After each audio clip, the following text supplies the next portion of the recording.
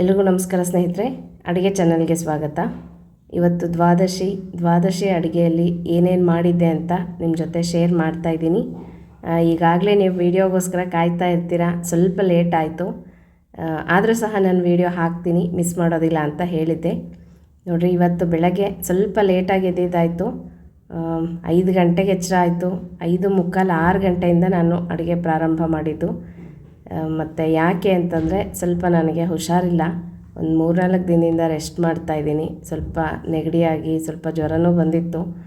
ಹಾಗಾಗಿ ಈಗ ಪರವಾಗಿಲ್ಲ, ಹುಷಾರಾಗಿದ್ದೀನಿ. ಆದರೂ ಸಹ ಬೆಳಗ್ಗೆ ಹೊತ್ತು ಸ್ವಲ್ಪ ಎದ್ದೇಳೋದಕ್ಕೆ ಕಷ್ಟ ಆಗ್ತಾಯಿದೆ.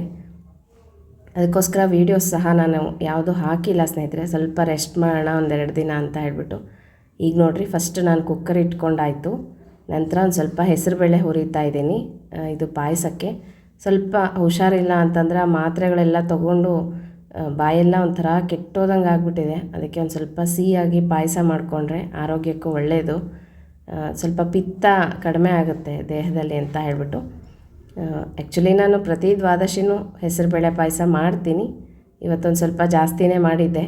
ನಂತರ ಕಾಯಿ ತುರಿ, ಇದು ಒಂದು ಸ್ವಲ್ಪ ಕಾಯಿ ಇತ್ತು, ಅದನ್ನೆಲ್ಲ ಹೆಚ್ಕೊಂಡು ಇದನ್ನು ನುಣ್ಣಗೆ ರುಬ್ಕೊಂಡು ಬಿಡ್ತೀನಿ. ಇದು ಗಂಜಿಗೋಸ್ಕರ.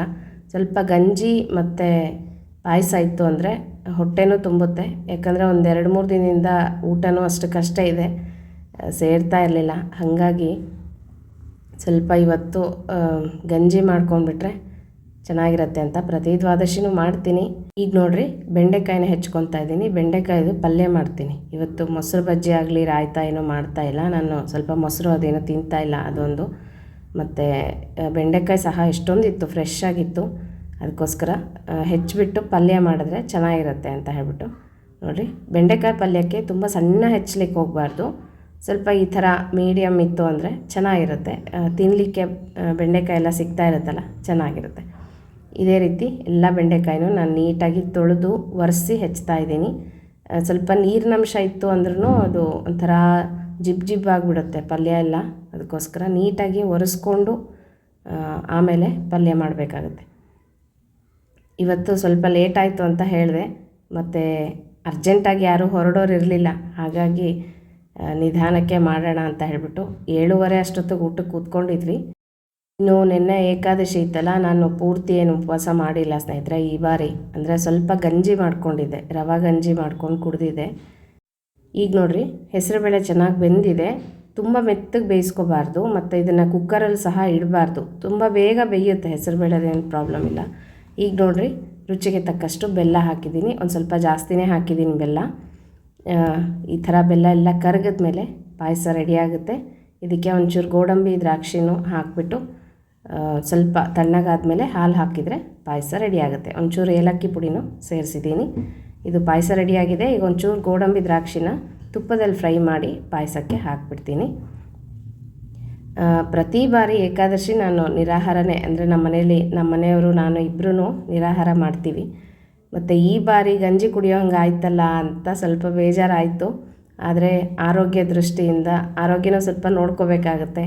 ನೀರು ಕುಡ್ದಿಲ್ಲ ಸ್ನೇಹಿತರೆ. ಅಂದರೆ ನಾನು ಗಂಜಿ ಮೇಲೇ ಇದ್ದೆ. ಒಂದು ಸಲ ಗಂಜಿ ಕುಡಿದೆ, ರಾತ್ರಿ ಒಂದು ಸ್ವಲ್ಪ ಹಾಲು ತೊಗೊಂಡಿದ್ದೆ ಅಷ್ಟೇ.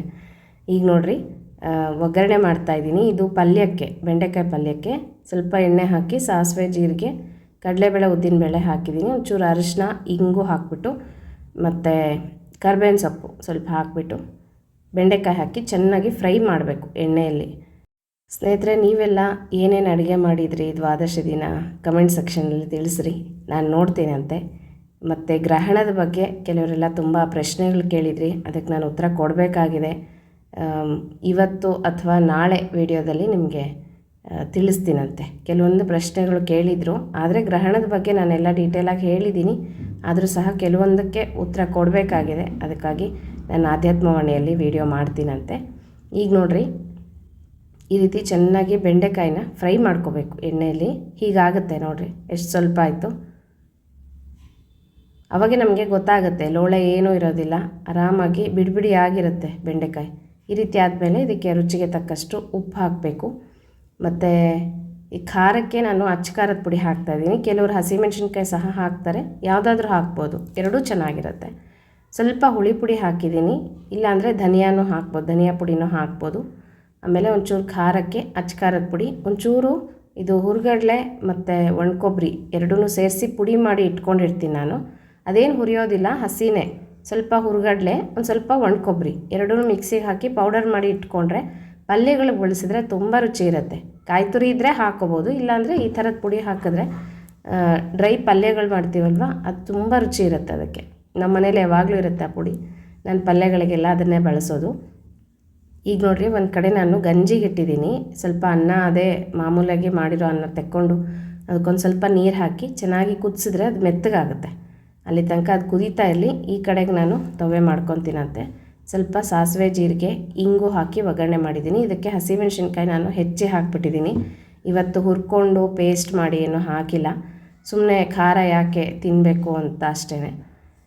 ನೋಡಿರಿ, ಇವಾಗ ದಂಟಿನ ಸೊಪ್ಪು, ನಮ್ಮ ಕಡೆ ಎಲ್ಲ ರಾಜಗಿರಿ ಪಲ್ಯ ಅಂತೀವಿ, ದಂಟಿನ ಸೊಪ್ಪು ಅಂತಾರೆ ಕೆಲವು ಕಡೆ ಎಲ್ಲ. ಇದನ್ನು ಸಣ್ಣದಾಗಿ ಹೆಚ್ಕೊಂಡಿದ್ದೀನಿ, ನೀಟಾಗಿ ತೊಳ್ಕೊಂಡು. ಈಗ ಇದನ್ನು ಫ್ರೈ ಮಾಡಿಕೊಂಡು ಇದಕ್ಕೆ ಬೇಳೆ, ತೊಗರಿಬೇಳೆ ಬೇಯಿಸಿರೋದು ಹಾಕ್ಕೊಂಡೆ. ಇದು ಕಟ್ಟು ತೆಕ್ಕೊಂಡಿದ್ದೀನಿ ನಾನು ಸಾರು ಮಾಡಲಿಕ್ಕೆ ಅಂತ. ಚೆನ್ನಾಗಿ ಕುದಿಬೇಕು. ತವೆ ಎಷ್ಟು ಚೆನ್ನಾಗಿ ಕುದಿಯುತ್ತೋ ಅಷ್ಟು ರುಚಿ ಇರುತ್ತೆ. ಸಾರು ಸಹ ಅಷ್ಟೇ ಚೆನ್ನಾಗಿ ಕುದಿಬೇಕು. ಈ ಕಡೆಗೆ ನೋಡಿರಿ, ಅನ್ನ ಎಷ್ಟು ಮೆತ್ತಗಾಗ್ಬಿಡ್ತು ಬೇಗನೆ. ಇದನ್ನು ಒಂದು ಸಲ ಈ ಥರ ಮೆತ್ತಗೆ ಮಾಡ್ಕೊಂಡ್ಬಿಟ್ಟು ಇದಕ್ಕೆ ಇನ್ನೊಂದಷ್ಟು ನೀರು ಹಿಡಿಯುತ್ತೆ ಅಂದರೆ ನೀರು ಹಾಕ್ಕೊಳ್ರಿ. ಮತ್ತು ಕಾಯಿ ತುರಿ ನಾವು ಆವಾಗಲೇ ರುಬ್ಬಿ ಇಟ್ಕೊಂಡಿದ್ವಲ್ಲ, ಅದನ್ನು ಹಾಕ್ಕೊಂಡು ಒಂದು ಸಲ ಕುದಿಸ್ಕೊಂಡ್ಬಿಟ್ರೆ ಗಂಜಿ ತುಂಬ ಬೇಗ ರೆಡಿ ಆಗುತ್ತೆ. ನೋಡಿರಿ, ರುಬ್ಬಿರೋ ಕಾಯಿ ಹಾಕ್ತಾಯಿದ್ದೀನಿ. ಸ್ವಲ್ಪ ರುಚಿಗೆ ತಕ್ಕಷ್ಟು ಉಪ್ಪು ಹಾಕಿಬಿಟ್ರೆ ಗಂಜಿ ರೆಡಿ ಆಯಿತು. ಇದಕ್ಕೆ ಒಂಚೂರು ಒಗ್ಗರಣೆ ಕೊಡಬೇಕು. ತುಪ್ಪದಲ್ಲಿ ಜೀರಿಗೆಯನ್ನು ಹುರಿದು ಹಾಕಿದ್ರೆ ತುಂಬ ರುಚಿ ಇರುತ್ತೆ. ಒಳ್ಳೆ ಫ್ಲೇವರ್, ಘಮ ಘಮ ಅಂತ ಇರುತ್ತೆ. ಗಂಜಿ ರುಚಿ ಇರುತ್ತೆ, ಹೊಟ್ಟೆನೂ ತುಂಬುತ್ತೆ, ಆರೋಗ್ಯಕ್ಕೂ ತುಂಬ ಒಳ್ಳೆಯದು. ಗಂಜಿ ಮಾತ್ರ ಹೇಳಿದ್ನಲ್ಲ, ನಾನು ಪ್ರತಿ ಬಾರಿ ಹೇಳ್ತೀನಿ, ದ್ವಾದಶಿ ದಿನ ಗಂಜಿ ಇರಲೇಬೇಕು. ಕಾಯಿ ಇತ್ತು ಅಂದರೆ ನಾನು ಗಂಜಿ ಮಾಡೇ ಮಾಡ್ತೀನಿ. ಎಷ್ಟೇ ಅಡುಗೆ ಇರಲಿ ಗಂಜಿ ಮಾತ್ರ ಮಿಸ್ ಮಾಡಲ್ಲ. ಈ ಕಡೆ ಅದೊಂದು ಚೂರು ಕುದೀತಾ ಇರಲಿ, ಜಾಸ್ತಿ ಕುದಿಸ್ಬಾರ್ದು. ಕಾಯಿ ಹಾಕಿದ್ಮೇಲೆ ಸ್ವಲ್ಪ ಕುದ್ರೆ ಸಾಕು. ಈ ಕಡೆಗೆ ನಾನು ತವೆಗೆ ಚೆನ್ನಾಗಿ ಕಡ್ಗೋಲಿಂದ ಕಡಿದ್ಬಿಡ್ತಾ ಇದ್ದೀನಿ. ಈ ಥರ ಮಾಡಿದ್ರೆ ಎಷ್ಟು ನುಣ್ಣಗಾಗುತ್ತೆ. ಬೇಳೆ, ಸೊಪ್ಪು ಎಲ್ಲನೂ ನೀಟಾಗಿ ಹೊಂದ್ಕೊಂಡು ತುಂಬ ಚೆನ್ನಾಗಾಗುತ್ತೆ. ಈಗ ಇದಕ್ಕೆ ಸ್ವಲ್ಪ ಹುಳಿ ಪುಡಿಯನ್ನು ಹಾಕ್ತೀನಿ ನಾನು ತವೆಗೆ. ದಂಟಿನ ಸೊಪ್ಪಿಗೆ ಮತ್ತು ಪಾಲಕ್ ಸೊಪ್ಪಿಗೆ ಇದಕ್ಕೆಲ್ಲನೂ ಅಚ್ಚ ಖಾರದ ಪುಡಿ ಅಷ್ಟು ರುಚಿ ಅನಿಸೋದಿಲ್ಲ. ಹಸಿಮೆಣ್ಸಿನ್ಕಾಯಿನೇ ಚೆನ್ನಾಗಿರುತ್ತೆ. ಮೆಂತ್ಯ ಸೊಪ್ಪಿಗೆ ಅಚ್ಚ ಖಾರದ ಪುಡಿ ಹಾಕಿದ್ರೆ ಚೆನ್ನಾಗಿರುತ್ತೆ. ನೋಡಿರಿ, ಈಗ ಗಂಜಿ ಸಹ ಆಗಿದೆ. ಈಗ ಒಂಚೂರು ಜೀರಿಗೆಯನ್ನು ತುಪ್ಪದಲ್ಲಿ ಹುರಿದು ಹಾಕ್ತೀನಿ. ಈಗ ಈ ಕಡೆ ಸ್ವಲ್ಪ ಹುಳಿ ಪುಡಿ ಹಾಕಿದೆ, ರುಚಿಗೆ ತಕ್ಕಷ್ಟು ಉಪ್ಪನ್ನು ಹಾಕಿದ್ದೀನಿ.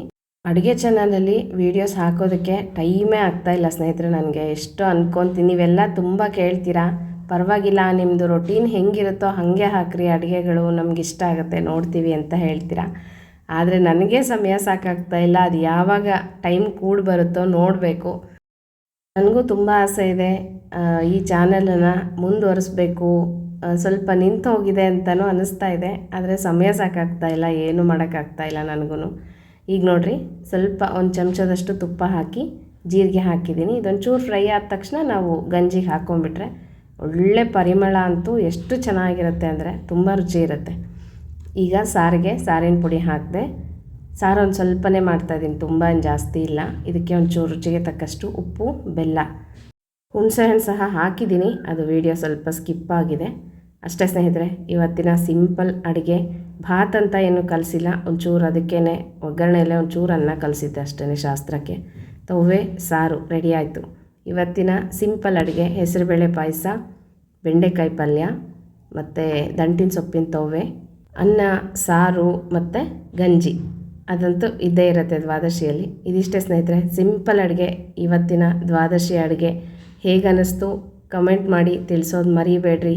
ಮತ್ತು ಮುಂದಿನ ವಿಡಿಯೋ ಒಟ್ಟಿಗೆ ನಿಮ್ಮ ಜೊತೆ ಸಿಗ್ತೀನಂತೆ. ನಮಸ್ಕಾರ.